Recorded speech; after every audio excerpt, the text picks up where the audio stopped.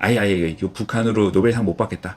트럼프 입장에서는 한국이 준비할 만한 김정은과 트럼프 만남, 회담 및 평화, 협상, 노벨 평화상 이 계획이 빠그라졌다고 판단하는 거야. 그러니까 이재명 대통령이 쓸 수 있는 어떻게 보면 비금전적 강력한 이제 어떻게 보면 가심비적인 카드가 없어진 거야. 붕 뜬 거예요. 제가 지금 붕 떴다는 얘기를 계속하고 있는데 진짜 그래요. 지금 이게 답이 안 나와. 이 300명을 어떻게 빼올 거냐고.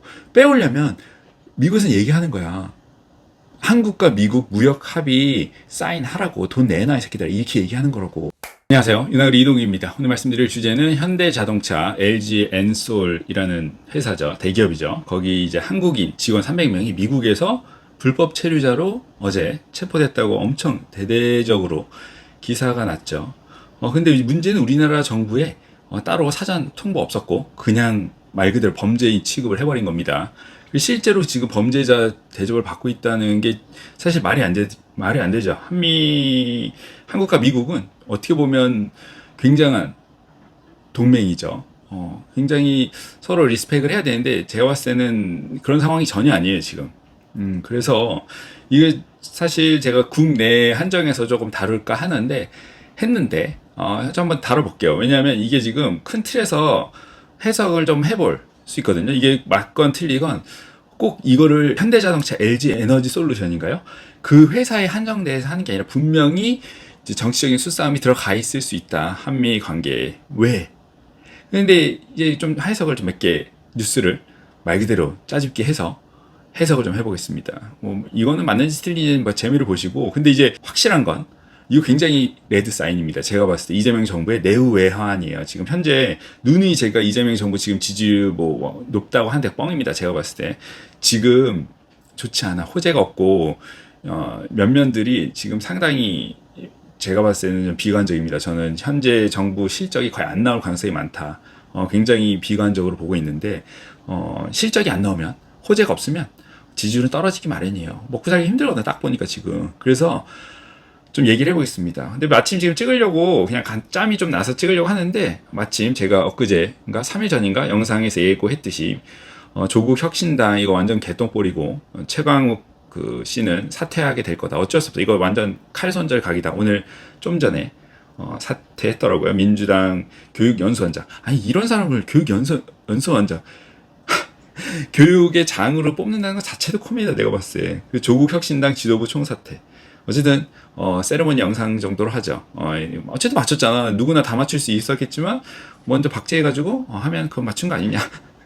어쨌든 다들 좀 정신 차리기 바랍니다. 진짜 나라가 진짜 코미디로 가고 있는데 K 돼지 취급을 받지 않도록 정치인들 좀 분발하시기 바랍니다. 인사이트가 없어, 내가 봤을 때. 누누이 말씀드렸지만 요번에 문제가 됐던 최광욱 씨는 3년 전인가 2년 전에도 역시 성희롱적 발언으로 문제가 됐었고 인사이트 없다 그랬어요. 죄의식이 없다고. 뭐가 잘못됐는지 아직도 모를 거야, 솔직히. 잘못을 알았으면 안 하는 게 인간입니다. 그럼 또 좀 있으면 또 기용하잖아요. 또 한다. 눈이 저번에도 알게 말씀드렸잖아요. 또 할 거라고. 그러니까 발탁한 사람이 책임져, 그냥. 자, 어제자에 뉴스가 났는데 사실 저는 어제 봤고 9월 4일, 엊그제 봤나요? 9월 4일 미국 합작 공장을 불시에 단속해서 현대자동차와 LG에너지솔루션 공장에서 근무하는 불법 체류자 475명을 체포했고 한국인은 약 300명 정도다. 문제는 한국 정부, 이재명 정부의 통보 없이 전격적으로 단속했고 트럼프 미국 대통령은 한국 기업 현장 단속에 해야 할 일을 한 것, 난 아는 게 없다며 딱 손절했죠. 몰랐을 리가 없어. 그냥 하라고 오케이 사인 하니까 지금 한 겁니다. 근데 이게 왜 그럴까? 현대자동차가 밑보였냐? 그럴 수도 있지만 이미 투자를 많이 했는데, 이거는 제가 봤을 때는 수싸움상 에이펙, 한국 이제 트럼프가 에이펙 오기 전에 빨리 관세 협상 사인해라 얘기하는 겁니다. 지금 문제는 그거예요. 트럼프도 상황이 썩 좋진 않아요. 관세가 빨리빨리 해야 되는데 미국 법원에서 트럼프 정책을 줄줄이 제동하고 마이웨이를 지금 커트를 하고 있는데, 미국 대법원 손에 맡겨진 상호 관세, 트럼프는 신속히 판결할 것 하면서 지금 어떻게 보면 이제 푸시를 하고 있어요. 그러던 와중에 미국 상무장관, 이 사람은 일본에 5,500억 달러 대미 투자 무역 합의를 문서화했고 양해각서 서명했다고 발표를 했습니다. 그래서 EU에 이어서 일본이 무역 합의 문서화를 했고, 일본 자동차 관세는 27.5%에서 15%로 시행하고 있다. 시행이 된 거죠. 근데 우리나라는 아직 안 했어. 우리나라 안 했기 때문에, 야, 니네 지금 딴 생각하지 마라. 대법원은 우리가 알아서 할 거고, 그거랑 상관없이 이재명 정부의 트럼프가 압박을 하는 겁니다. 사인해, 빨리 돈 내놔, 투자해, 이렇게 얘기하는 거예요. 그래서 우리나라 입장에서는 지금 내후 외환이라 그랬잖아요. 지금 제대로 되는 게 없어. 그러니까 이재명 정부 입장에서는 이거 3,500억 불 플러스 민자 투자 막 해가지고 하면, 와, 이거 진짜 큰일 났다. 이거 지금 완전히 코너에 몰리겠는데? 지금 돈이 없거든요, 지금. 그래서 증세, 되지 않게 증세하니까 경기는 떨어지고 돈은 없고, 지금 사면초가. 그러다 보니까 주식시장에서 증권거래세나 뭐 대주주까지 싹 다 걷자 했다가 지금 이도 저도 안 되고 있잖아요, 지금. 그런 와중에 부동산 개폭등 직전입니다. 저는 부동산 무조건 올라갈 거라고 얘기했고, 무조건 올라가는데 상대적 수익성을 봤을 때 재건축이 이제는 비전이 없다고 얘기하는 거지, 수익성은 나겠지. 근데 이게 앞뒤 다 자르고 나면 준신축이 낮다고 얘기하는 거지, 무조건 사지 말라는 건 아니야. 근데 굳이 살 거면 어쨌든 지금 그래서 이거를 가만히 보면 왜 이런 트럼프가 우리나라를 어떻게 보면 이제 이렇게까지 푸시를 넣을까? 저는 우리나라 그 무역 협의를 했을 때 3,500억 불 정도로 예상을 하면서, 그때 우리가 줄 수 있는 카드는 비금전적인 카드를 줘야 된다. 이 사람이 원하는 거, 뭐 노벨 평화상 받는데 우리가 굉장한 노력을 하겠다. 우리 할 수 있어. 우리 민주당이야. 했는데 지금 상황이 그렇게 호락호락하지 않은 거야. 왜 호락호락하지 않을까? 지금 보니까 전승절이 며칠 전에 있었대요. 66년 만에 다시 만난 북중러 정상, 신냉전이 본격화되고 있다.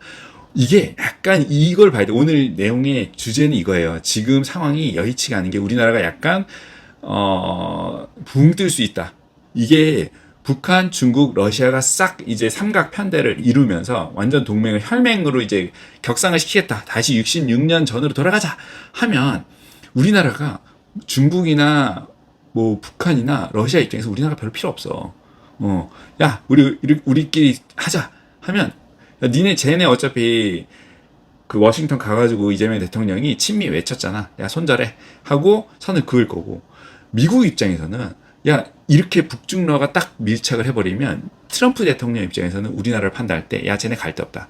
이재명 대통령 입장에서는 선택권이 미국밖에 없어. 그래서 선언됐고, 그러니까 막상 친미를 워싱턴에서 선언을 했지만, 정상회담 때 선언을 했지만, 북중러가 이렇게 밀착하지 않은 상태에서는 약간의 여지가 있는 거지. 밀당할 여지도 있고, 우리나라가 약간 이렇게 어떻게 보면 이 중간에서 핸들링을 좀 할 수 있어. 근데 이거는 지금 아니야. 북중러가 이렇게 붙어버리면 우리나라가 약간 붕 떠서, 트럼프는 거봐, 야, 북중러 밀착되면 야, 한국은 갈 데 없잖아. 우리한테 와. 대신에 돈 내고 와라. 하는 거고, 북중러 입장에서는 야, 너 미국한테 가. 우리끼리 알아서 할게. 그럼 이재명 대통령 입장에서는 와, 이렇게 되는 거예요. 중간에 붕 떴다, 야. 큰일 났네. 노벨상이고 나발이고. 이거 트럼프 말빨 안 먹히겠는데. 왜? 이게 2019년 김정은 도청 작전 벌인 미국 특수부대 그 작전이 있었고, NIT에서 단독 보도를 했나 봐요. 그래서 트럼프는 난 모른다고 손절 딱 친 거야. 당시에 이런 일이 있은 다음에 북미 정상회담 이제 취소됐고 막 결렬되고 했었나 봐요. 물 건너 가는 거야.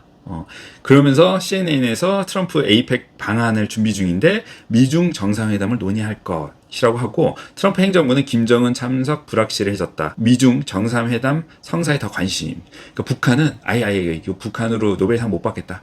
트럼프 입장에서는 야, 한국이 준비할 만한 김정은과 트럼프 만남, 회담 및 평화, 협상, 노벨 평화상, 이 계획이 빠그라졌다고 판단하는 거야. 그러니까 이재명 대통령이 쓸 수 있는 어떻게 보면 비금전적 강력한, 이제 어떻게 보면 가심비적인 카드가 없어진 거야. 그래서 지금 별로 이재명 대통령 입장에서 쓸 카드가 없다. 그래서 내후 외환이라고 하네. 이게 지금 이제 붕 뜬 거야. 그러니까 그게 나비 효과가 일어나서 현대차, LG, 엔솔 말 그대로 손절. 한국 말 그대로 약간 야, 여차하면 다 체포한다. 이렇게까지 지금 어떻게 보면 동맹으로서 조금 어떤 결례를 하는 거지. 미리 얘기했을 수도 있거든.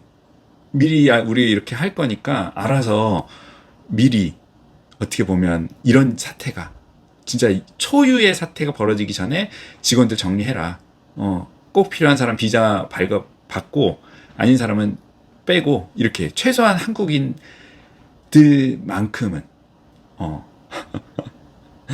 그러니까 이게 지금 붕 뜬 거예요. 제가 지금 붕 떴다는 얘기를 계속하고 있는데 진짜 그래요. 지금 이게 답이 안 나와. 300명을 어떻게 빼올 거냐고.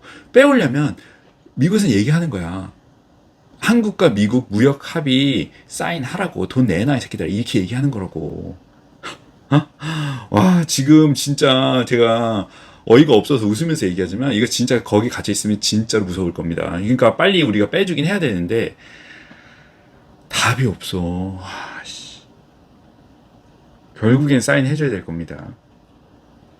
그래서 트럼프는 지금 김정은 카드가 물 건너 갔다고 판단하는 거야. 도청 작전부터 시작해서 빠그라졌다고 판단하는 거고. 그 와중에 구윤철 기재부 장관은 오늘 주택 공급 발표, 오늘이 9월 7일입니다. 좀 있으면 발표할 것 같은데 저는 공급 대책으로 할 수 있는 게 거의 없다. 오히려 안 하는 이만 못할 수도 있다. 왜냐면 발표를 딱 했는데 카드 빈털터리면 사람들이 와, 못 먹어도 호 하고 매수 러시 나올 수도 있습니다. 근데 대주주 양도세 기준도 이달 9월 중에 발표할 거 하는데 제가 봤을 때 큰 의미가 없어. 이 정도 질질 끌면 아니 무슨 이러다가 진짜 장만 나겠어. 진짜 의미가 없다고. 매주가 된장되고 뭐 간장되고 그냥 썩는 거라고. 효과 약발이 없어. 어차피 뺄 사람은 미국 주식으로 빼고 비트코인으로 빼고 다 그냥 갈 사람 간다고.